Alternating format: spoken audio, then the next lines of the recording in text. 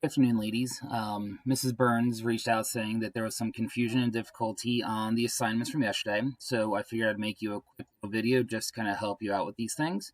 All the documents and resources that I'm going to show you today can be found in our Google Classroom. So as I'm going through these teacher notes or the guided notes, like I said, you have access to them in our Google Classroom.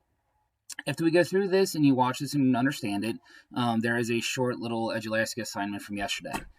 Today's lesson basically works the same way. If you need me to, I can do a video lesson for those as well, just kind of helping explain kind of the way that things work. So what you can see in front of you is this is going to be kind of the teacher version. My thought was to give the students a blank version, have them kind of compare and contrast my version to their version, and they can fill out the pieces that were missing that were highlighted on the student copy. So again, I can show you that here as soon as we go through and work through this part. But I just want to make sure that you get the content, the gist of the content, just so that way there's no confusion there.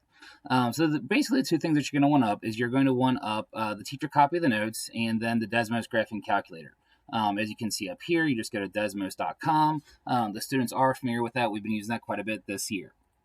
And then all we're going to do is we are just looking to graph these two equations and see where they intersect. And like I said, everything should be laid out here pretty well in the teacher notes and the student guided notes, but I'll just make sure that we understand how everything gets typed into Desmos anyway.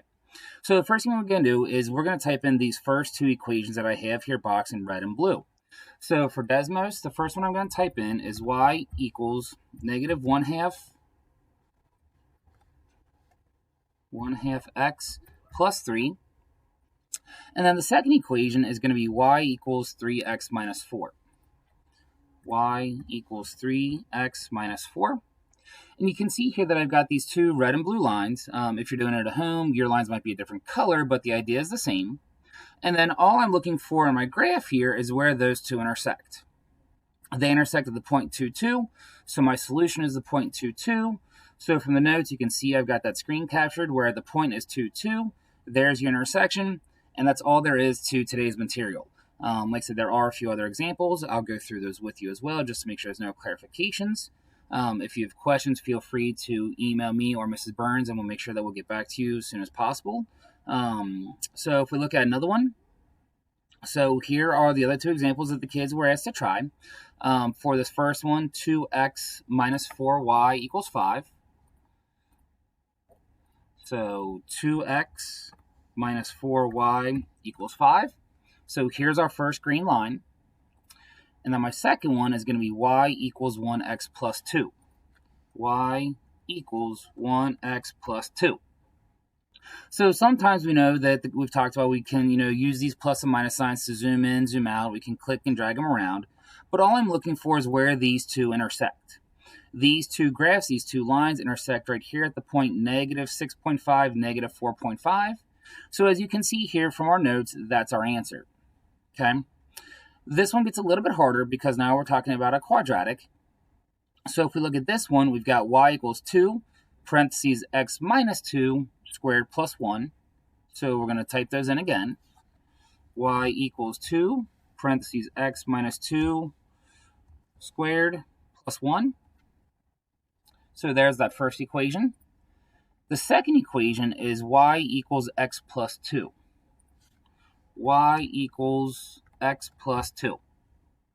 And again, I can see that I have some of my graphs over here, but I'm going to take and slide and move this around.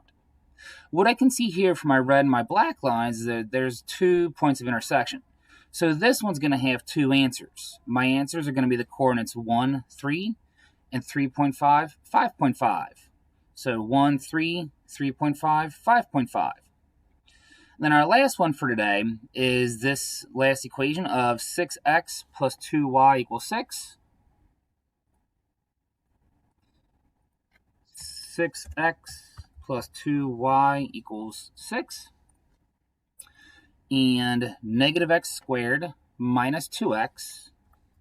Negative x squared minus 2x plus 3. And again, we can see here that this one also is going to have 2 points of intersection. It intersects right here at 0, 3, and it's going to intersect right here at 1, 0. So that's all I'm looking for, is wherever these two equations that we graphed, where do they meet, where do they overlap, where they intersect, and that's going to give you your two answers there. So the last thing, like we said, is if you go into Edulastic, you'll see the assessment from yesterday. If you go into Google Classroom, you'll also see the assignment for today. Again, these are strictly for completion grade, so I'm not too concerned about, if things are really clicking yet or not. Right now, it's just a matter of logging in, reading through the notes, getting it done, checking off on the Edulastic. There's also in our Google Classroom a survey that I sent out last week, where basically either one of you can just go. It's a Google form with one question. It's just a checkbox saying, yes, you understand we're doing some distance learning, just so that way I can make sure that everybody's getting all the notes and everything they need. Like I said, I will email this to you here in just a second. If you have any questions, comments, or concerns, please feel free to reach out to myself or Ms. Burns, and we'll make sure that we answer any of your questions. Thank you.